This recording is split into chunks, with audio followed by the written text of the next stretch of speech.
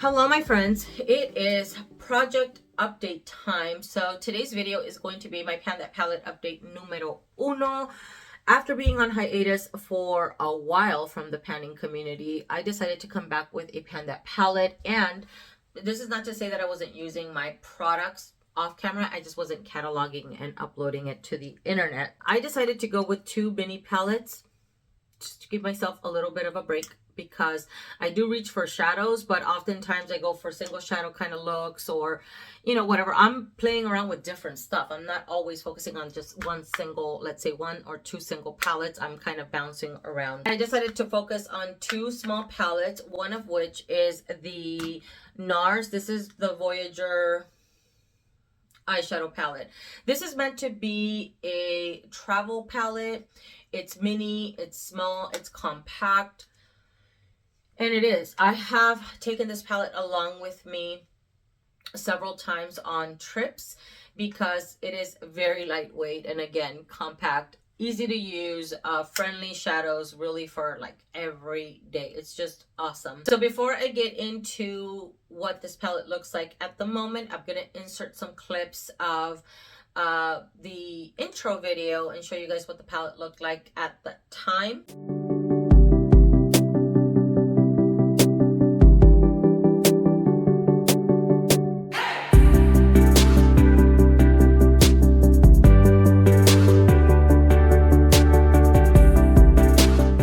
This is what my palette is looking like now. There is minor visible wear. And I gotta admit that I reached for this palette more than I did the Bare Minerals palette, at least as a whole. Bare Minerals I reached for every time as well, nearly every single day, but I'll talk about that in just a moment. This was just, I was using almost every single shadow. For 2 weeks straight, I think this is what I primarily stuck to. I took pictures of some eye looks, so I will pop them up on the screen and share them with you guys. But I don't know if you'll be able to see, there's wear here in this area from this shadow. This is called Ball Harbor. That's hard for me to pronounce.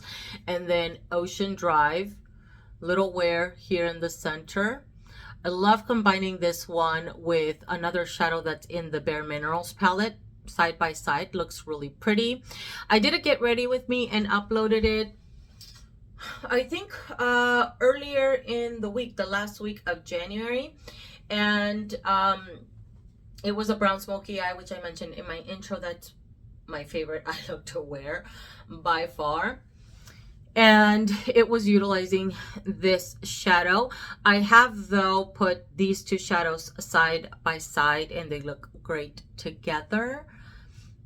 This one works really great. One day out of this whole month I did one single shadow, and I think I did this one. I used this one over top of the Laying Low paint pot. You can see the color come through. Without the paint pot, you wouldn't be able to see this on my skin, but it works really great as a crease color by itself. And same thing with this one. And let's see, let's do a little turning so you guys can see the wear. You're seeing a little bit more wear, I think, on the side of the pan. These shadows are soft, but they're not as soft, I have to say, as the ones from Bare Mineral. They're a little bit more pressed in. So it's easy to pick up the color. They're just not, they don't pull up a lot of the powder.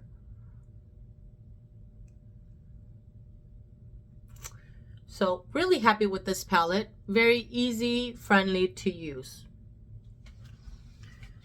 I don't foresee having any issues continuing working through this palette, and that makes me really happy. Okay, and then this palette from Bare Minerals, this is the Copper palette. I am going to insert the clip from the intro video now.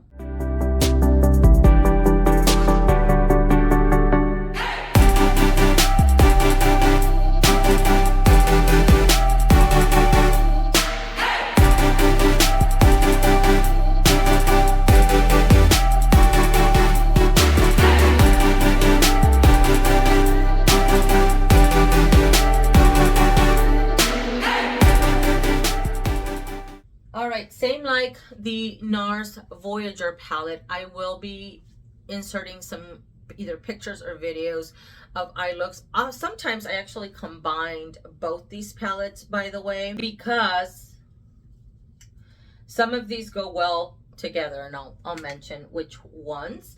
So this is what my palette is looking like. These shadows are softer, so they do pick up quite a bit.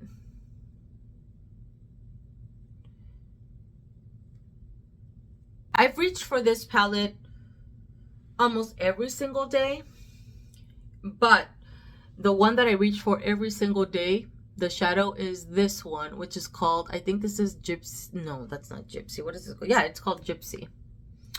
This one, I have it on my eyes right now. This palette I have on my eyes at the moment. Actually, I did a get ready with me. Most definitely will be going up well after this video. I think I'm trying to upload, scatter, you know, pre-record. Anyways, so I do have it on my eyes today. It's in the inner corner and the arch of the brow. It has been, when did I start doing my makeup? Around, let's say 11:20, 11:30 or so. It is now 10:13. They have held up pretty well. So I love this as a brow bone highlight, inner corner highlight for that spotlight. It's really pretty. Let's see, today I actually have this shadow on my lid and then in my crease, and this shadow as well. So I only stuck to these two shadows and was happy with that. I'm totally lying. I'm a liar. I put on a Color Club shadow as well, actually. Why am I lying? What is this called? I don't know what this is called. It's called Polly. It's called Polly. I have this topped over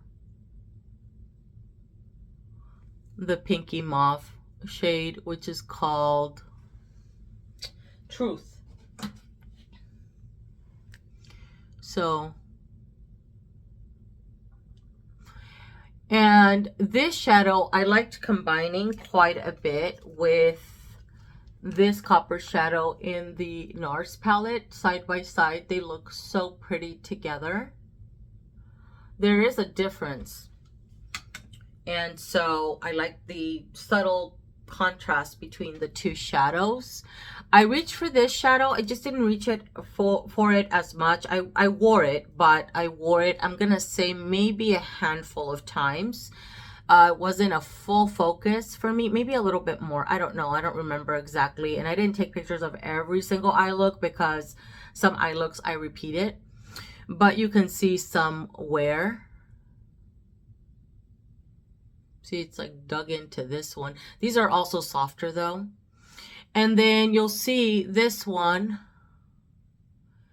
really getting in there.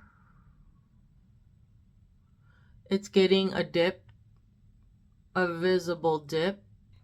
Really great color. It is a little bit more loose, so I do need to be careful to avoid a little bit of the fallout, but it works really well. I have it today to deepen the outer lower lash, and then I have it smudged a little bit at the top to create not a deeper outer V in the sense like right in my crease, but more so like a liner. The Truth color to me leans a little bit more on the cool side, and that's the color. I do enjoy it by itself.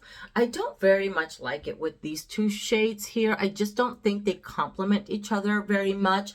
They create an okay eye look, but it's not ideal. So I have used it, but with these two shadows and played around with it.